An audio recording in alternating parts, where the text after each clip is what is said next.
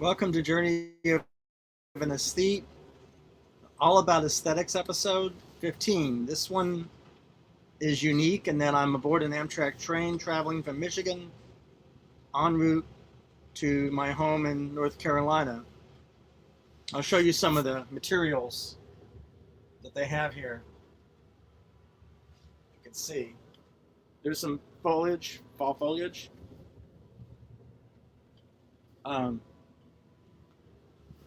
So I've been traveling by train mostly in the Northeast Corridor in my life when I lived in Boston for 30 years, 30 plus years. And I did it a lot between New York and Boston, but I'm in a different geography, so I thought I would treat myself and travel the long way on the ground, where the turbulence is actually greater sometimes than in the air. But I've fear of flying, although I've done it. So I don't deal well with air turbulence in the sky. Thus the train. But if you see the materials, these are kind of materials. This is what they call a sleeper car. These are the kind of utilitarian materials that they use for those that don't own a car and don't drive or can't drive, which is not many people, I guess, because our entire society, as you might imagine, is structured around some kind of automobile or Subaru or pickup truck or Camry or whatever the terms are. I don't know. So this is a long, arduous trip, actually, because you have to shift buses and you have to go from place to place, and it can be a bit tiring. And I'm coming, of course, from Lock and Arts Academy. And alongside the subject we were talking about in the pop-up stream, each of us is on a journey like this in our life, and like on this train. And so on a trip like this, you're dealing with things that were built, designed, created for, I guess, you hear that door squeaking, so the door latch is broken. A lot of things are broken on the Amtrack. And so I had to put a briefcase up against the bathroom door so it wouldn't swing open.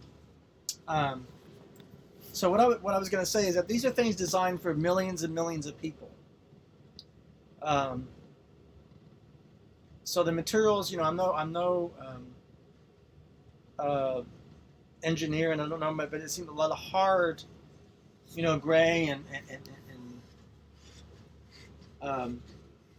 gray and grayish, heavy metals, and I guess molded plastic. I don't know. That's an announcement about that. So this is the sleeper car, of course. And so what I'm saying is, this is part of aesthetics, design. It's not a painting in someone's home.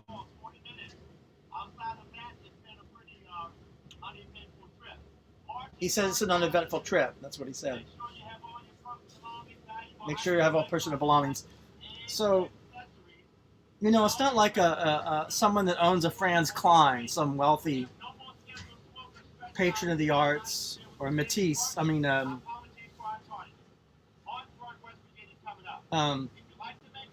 We're going into West Virginia now, I guess. It's not individualized. It's like a McDonald's or like a Wendy's, kind of, for a Subway or a Jimmy John's, and all these places I frankly never have really frequented in my life. And so I know you can't see me very well. You can see a little bit. I'm wearing this kind of three plaids together. Yeah. You see? There's this, which I've worn. And the shirt is actually a check, but it sort of all works in the same colors. That's what I have on. And so I think it's important to reflect on kind of anonymous mass designs like such you get in this train like this, with these materials, because that's what we live with, even if we're not on a train. And I would love to have on the show the people who came up with this stuff, if they're alive. So I'm rereading all the rabbit books for our rabbit series, and this is an original 1972 edition of Rabbit Redux. You can see this is analog book. And I said it was arduous getting off of buses. They say go here, go there, wait on this stoop, on this sidewalk for 30 minutes, 40 minutes until the bus driver comes. And it can be arduous, but I really love, what I love is the excitement of going from place to place. And the mystery and uncertainty of what you're going to see when you arrive at a place. And that's really a lot of the pleasure of it, And also being on the ground, not being in the sky. I'm not crazy about being in the sky.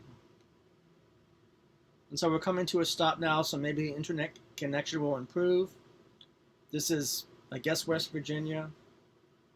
And so far I've talked for 6 minutes. This might be one of the shortest All About Aesthetics episodes. I wonder if I can show you the carpeting. I don't know. I don't want to make you dizzy. You switch gears over here. Oh, here we go. Yeah, like that kind of curtain fabric. This kind of design that's supposed to be invisible and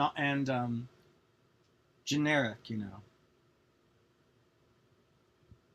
And I arrive in my home destination, I think at 3 a.m. So that's another part of the adventure, is the excitement of doing things like arriving at 2 a.m. and leaving at 2 a.m. It's just something a little bit, for me, exciting. At age 57, that I've been for 24 hours now.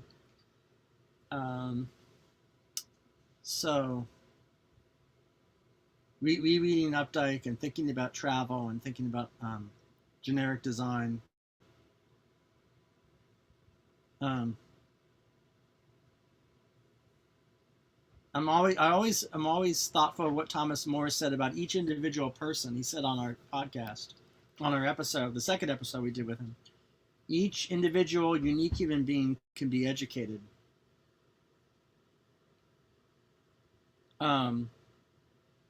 Educated to the specifications of the needs of that unique soul, I guess you might say. And that's far away from what we're talking about now, which is anonymous fabrics and curtains, and it's for everybody, not for anyone in particular. It's for no one, nobody. But I often wonder about this question of beauty and ugliness.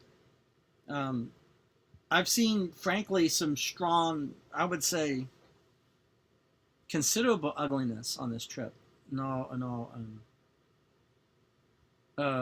kinds. On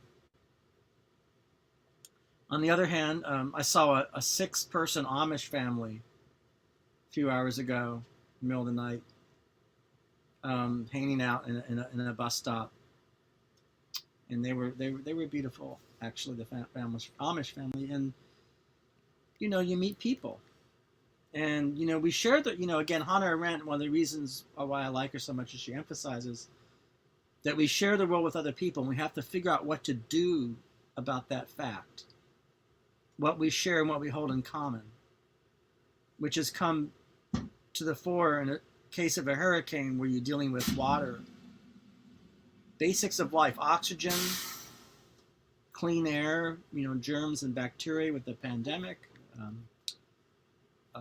and then with the storm, flooding and water, drinking water, energy, all these things. These are things we hold in common, we share in common.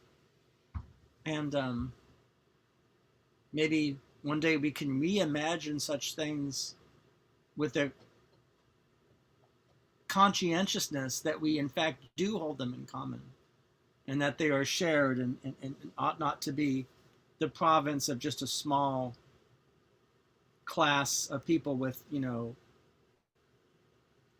the bank accounts and money to purchase such things, It's just something to think about. I'm not a polemical type of person, that's necessarily, but what we hold in common is also aesthetics. We design a world, and we have to live in a world that we design. We have to live in that world. And some of the world, not all of it, of course. You don't want to share your bedroom, hopefully, with the world, or or your living room.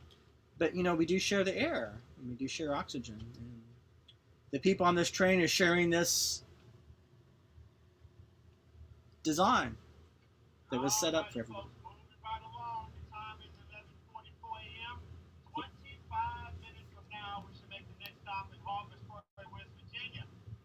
Another stop. So the other thing I've learned traveling is how unusually large the U.S. is. I was in Michigan. It, it is a message about the connection. Let's listen to it.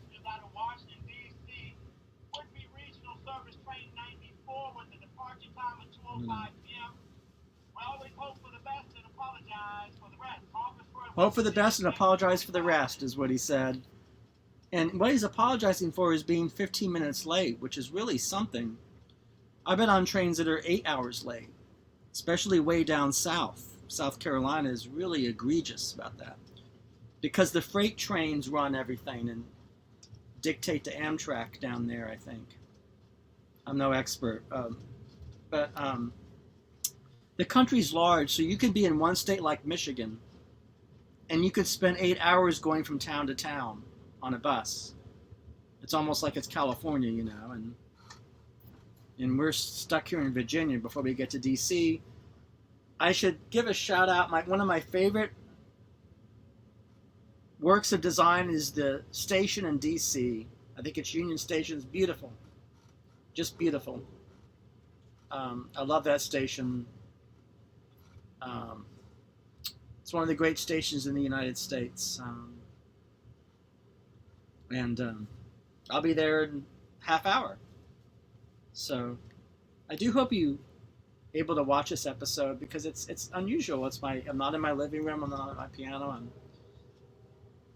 I'm en route on an Amtrak train. Not everybody rides Amtrak, and I'm sure there's many things I forgot to say that are important.